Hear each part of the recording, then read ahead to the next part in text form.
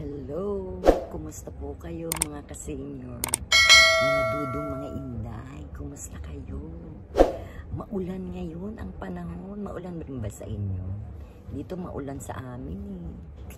Kakainis. Parang mas malakas pa ang ulan ngayong hana kaysa sa ulan nung guring. Naramdaman niyo po ba? Ewan ko ba, parang ang lakas talaga nitong ano na to, para sa akin na malakas talaga. So, mayroon po tayong pag-uusapan tungkol po sa Congress hearing kanina ng DepEd. So, hindi ko po alam kung nakapanood kayo. Ako napanood ko, pinanood ko, at tuwang-tuwa ako kay BP Sara. Very organized yung kanyang mga USEC, yung mga undersecretary. Pag nagtanong ang kongresista, alam niya agad kung kanino niya ibabato yung tanong. Kung sino yung sasabihin niya na sasagot regarding sa question, alam niya. Alam na alam ni BP Sara. Very good, nakakatuwa. Kasi dati hindi ako mahilig manood ng mga hearing, pero ngayon, kasi nga nitong mga nakaraan, parang may naririnig ako ng mga balibalita na for impeachment daw si Sara. Parang may hindi ko alam kung meron silang grounds, parang merong corruption regarding dun sa confidential fund na ang sabi pa ay ilang days lang daw na ginastos ng Secretary of Education, di ba? Ng DepEd Secretary. So, yun ang mga balibalita before, pero kanina naliwanagan ko. Di ba? Naliwanagan ko na talagang kumbaga parang ang tingin ko lang para sa akin lang talagang pang presidentiable ang ating si BP Sara, di ba? Very organized siya. Walang nasabi ang mga makabayan black, yung mga minority na, yung mga party list na nandoon. Walang nasabi, wala silang, kumbaga ang bilis lang ng hearing 20 minutes yata. Tinapos na agad, natapos na kasi wala nang tanong diba? Wala nang question, lahat ng question na sagot. Very organized, ang galing, nakakatuwa. So sana yung ibang magtatakel ng mga budget natin, sana ganun din, kapares din nung DepEd na very organized, lahat ng tanong, hindi yung magtataasan pa ng boses o kaya magtuturuan kung sino ang sasagot, hindi po ba? So sana ganun din sa mga susunod na budget hearing natin, hindi lang sa DepEd, kahit sa ibang ahensya ng ating gobyerno, hindi po ba? Di ba? Parang ang sarap tuloy ng feeling na manood ka ng ganun. So, meron naman po tayo ditong pag-uusapan. Update lang po tungkol sa road cage na pangyayari last time nung ako ay nag-update sa inyo. Meron po akong bagong video na gusto kong ipanood sa inyo. Ano po, kayo na po ang bahala. Hindi po ba? So, sana po panoorin natin. Medyo may konting, ito po yung pangyayari na una na nangyari. Ipapakita ko po sa inyo, tapos meron pong pangalawa na pangyayari, yung talagang sa kalsada naman. Okay? Sige po, panoorin po natin.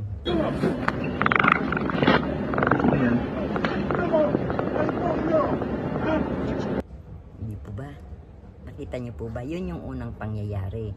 So, ngayon naman po, meron pang isang video na ipapanood ako sa inyo, yung sa kalsada mismo. Sana makita nyo kung ano man yung nangyari.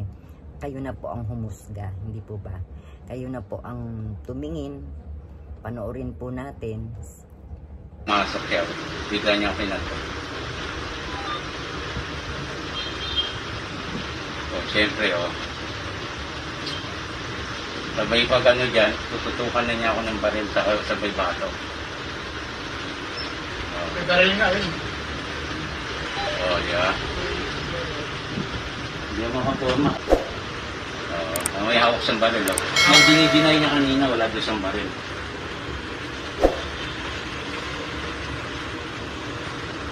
Kamta na yun. Ito na ba siya? Ayos yata. Grabe, no? Kasi nagsimula yun doon sa ano ko lang eh. Aminado naman ako sir na may mali ako kasi pagpasok niya doon dito, pag angat niyo po doon galing sa blooming tree, paliko niyo sa school. Okay po. Nakita nyo na po. So, nakitang-kita po natin ang pangyayari. Hindi po ba? Sumakop sa bike lane yung kotseng pula. At pagkatapos, syempre, medyo nagit-git ngayon si siklista. Ngayon, di dumiretso na yung, ang ginawa ng siklista, lumipat siya dito sa kabilang parte. Kinat naman siya nung ano, parang nang bebenga nga yung kotse. So yun, siguro nag-abot sila doon, medyo nagasgasan niya yung kotse. Nakita nyo naman kung paano sinapok. Di po ba? Kung paano sinapok nung kalbo, ng Wilfredo Gonzales na yan. At pinagbayad pa ng 500 pesos. Ang gusto pa nga daw 800. O di ba? Siya na ang sinapok, siya pa ang pinagbayad. Galing ano? And then may nabalitaan din po tayo na tungkol kay Mayor Joy Belmonte ng Quezon City. Siya po ay handang tumulong kay doon sa siklista. Kaya lang parang nagtatago. Hindi ko alam kung ano. Siguro may sariling dahilan yung ating siklista kaya ayaw niyang lumabas. Tapos yung pong video na yan ay galing sa House of Representatives kanina. So yan po ay napanood ko rin po yan. Siya po ay si Attorney Fortune. Yun po ang tutulong doon sa siklista. At marami pong, kumbaga naikwento ni Attorney Fortune na meron silang pag-uusap sa cellphone, sa mga text messages.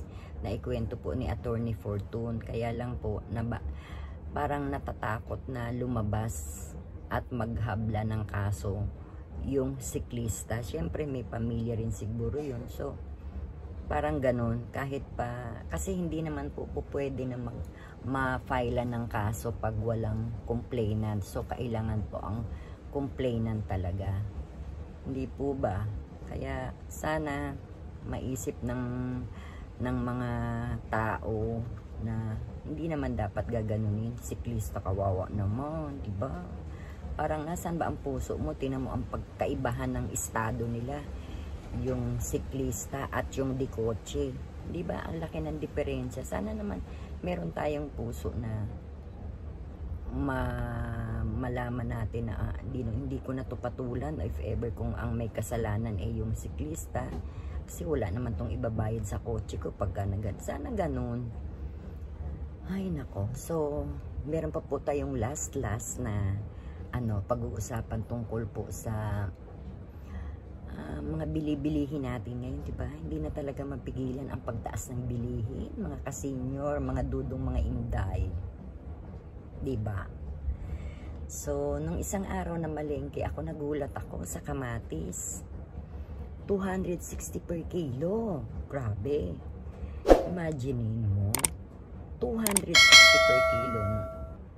Sabi ko nga, kung bibili ka ng kamatis, kasi binilang ko yung 1 kilo, binilang ko. Bali, lumalabas ang isang piraso is 13 pesos. Maliit lang. Grabe, no? Hindi ko alam kung anong nangyayari. Yung ampalaya naman, 130 per kilo din.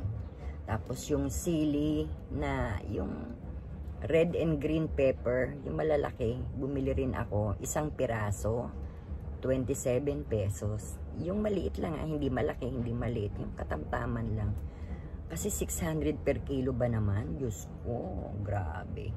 Tapos ang bigas nga, ewan ko ba. Dati ang binibili ko 25 kilos, mga nasa 950, 1,000. Pinakamataas na yun. Noon na, siguro mga 1 month ago, ganon. Ngayon, 1,350 per kilo. Oh, diba? Ang saya-saya. Hindi ko nga alam kung ano na nangyayari. Parang, yun nga, parang kaparis din yan ng mga hoarding, kung ano-ano mga mga hoarding ko, no, merong mga ano yan, mga pinanggalingan kaya nagiging ganyan. Hindi ko nga alam kung ano ba ang naiisip nila sa buhay nila. So, yun lang ang nakakainis kasi parang hindi na sila naawa sa mga tao. Di po ba? Hindi na sila naawa sa mga mahihirap na hindi kayang bumili ng ganong kamamahal na bigas. O, di ba? Sana naman po maisip nyo din na mag-subscribe kayo sa aking channel, di ba? Para naman tuloy-tuloy ang ating pakikwentuhan habang, di ba, pagka meron lang akong kinaiinisan na balita, nagiinit ang ulo ko. So, sinishare ko naman sa inyo kung ano man yung aking feelings, di ba? Sana naman po kayo rin. Di ba? Ngayong maulan, hindi ako nakakapag-exercise. Grabe, nananakit ang mga binti ko.